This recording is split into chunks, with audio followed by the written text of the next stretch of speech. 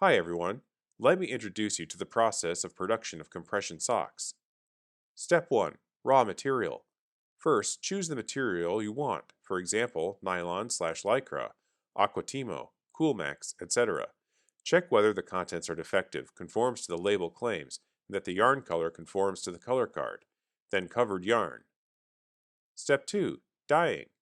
Gradient compression socks must be dyed first. The cost is higher, but this ensures consistent quality. Step 3. Weaving. The hosiery machine standard book and the matching yarn table are placed on the creel of the machine, and the computer software of the hosiery machine is selected to the name of the file to be woven. Afterwards, the finished product is woven, and the finished product size is measured. Step 4. Sewing. TXG all use traditional hand-link seamless stitching. The advantages are firmer and more beautiful than machine stitching. Step 5. Heating setting.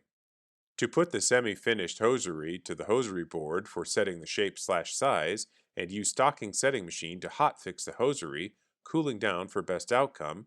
After the hot steam setting, in addition to the neat appearance, there is also the function of high temperature sterilization.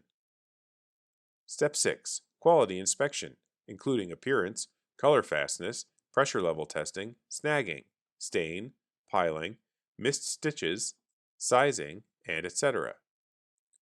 TXG uses the factory-specific Satra pressure detector.